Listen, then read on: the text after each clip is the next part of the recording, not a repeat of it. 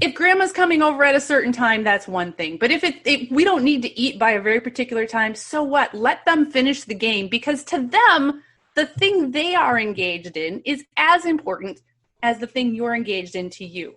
And I'm dealing with this. I've got kids working in the garage right now on various projects. And so I call them and I say, come in for dinner. And they don't come in for a while.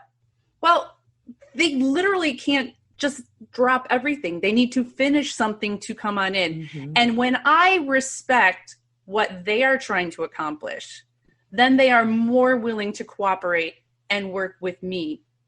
I love that, Jen. That's such a good reminder for all of us. Also, as part of this question, another mom asked, what about using 80% less words? What does that look like? And that is part of what I was saying about how we overwhelm our boys with questions and commentary and emotional details that they don't really want to process, they don't really want to hear. So if you feel, again, like you're being ignored or he's not listening, you need to look at yourself and really assess, how much am I talking to him? A lot of moms of middle school, it seems like in middle school, boys are finally aware enough to say, Mom, just tell me the one thing you want me to know. I don't want all the details. And this is a great place to check in with the men in your life and ask them, how can I communicate with you in a way that you want to hear it? And he's likely going to say, just tell me the thing you want me to know. He doesn't need to know all the details, the colors, what the weather was doing, all the things, how you were feeling. He doesn't want to hear it. I am reading Maggie Dent's new book right now. I think you are too, right? I am. Yeah, and we hope to have her on soon to talk about her book, which is about parenting teenage boys. And when she talks about communicating with boys, she's like, use simple words. Like, try and distill it down to one word. You want him to pick up his backpack? Backpack. While pointing to the backpack and then pointing to where you want it to go. Like, you don't need all the other stuff. And Maggie also is a big advocate for using Post-it notes. Mm-hmm. So if you need your kid to do whatever, just a couple words, Post-it notes small. You can't put a lot on there. Little smiley face, leave some reminders around. Yeah. Distill it down to as few words as you possibly can. Yeah. So when you need to process, just call your girlfriends and process away and talk away, but it's not so effective with your boys. And I will also say there are some boys who love to talk. So, everybody's different, but when you are feeling disrespected or not listened to, it's time to hold up the mirror and go, how much am I talking? And how can I talk less? And when you are talking, when you do want to have a conversation with your boys, they are going to be more likely to find their words if their bodies are in motion. Yeah. And so going for a walk, tossing a ball, doing dishes, cooking together, all those things takes a little pressure off of making eye contact. And the other thing, and this is, I think, profound, is to allow pauses, to allow for silence in that conversation. I am learning this again. I have to learn these things over and over and over with my husband.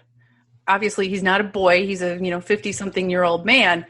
But we'll be talking about something, and then it'll be quiet for a while. Meanwhile, my head goes like on 14 other topics. I've gone so many other places.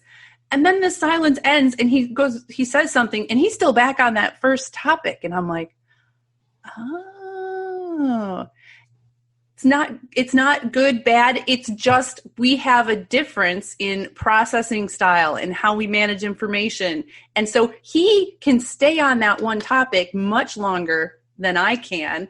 And sometimes I think that he's jumped with me, but nope, he hasn't. He's still over here. And I think that's true with a lot of our boys as well. So be okay with silence. Be okay with the pause. Talk a little slower. It's gold. And I think you'll find some really cool things happen. And he may come out with something that is completely unexpected and profound, but it takes time to develop that thought and find the words to go with that thought. And he can't do that if you're still talking. Ooh, that was profound. Right? Yeah. I see this all the time. I used to, back in the olden days, I would be in schools and observe in classrooms. And one of the things about classrooms is, they're always noisy. And how do you ever get the kids settled down? And I would observe a teacher finally gets the kids settled into their work. And you can actually feel this like settling of energy in the room. And everybody's, head down and they're working and great things are happening. And then the teacher starts talking. And it totally blows that concentrated energy because she's uncomfortable with the silence. And it just shifts. So again, self-awareness, notice. Yeah. And I challenge all of our listeners to spend some time with your boys in silence. Just like absolutely, it's going to be hard for some of us to be quiet, but back to the Legos, sit on the floor with him, play Legos with him. If he talks to you, short response, sure, but don't initiate conversation and just notice that feeling. Your boy, because parents have told me, dads have told me they feel closer when there's silence than when there's talking. It works with older boys too. We've mentioned the potted plant method of parenting before. Mm-hmm. And one way I practice this with tweens and teenagers, they're in a room doing whatever, playing video games, watching Simpsons on TV, whatever. I'll just sit there. Mm-hmm. And it's creepy if I just sit there and look at them. So I just sit there with my phone.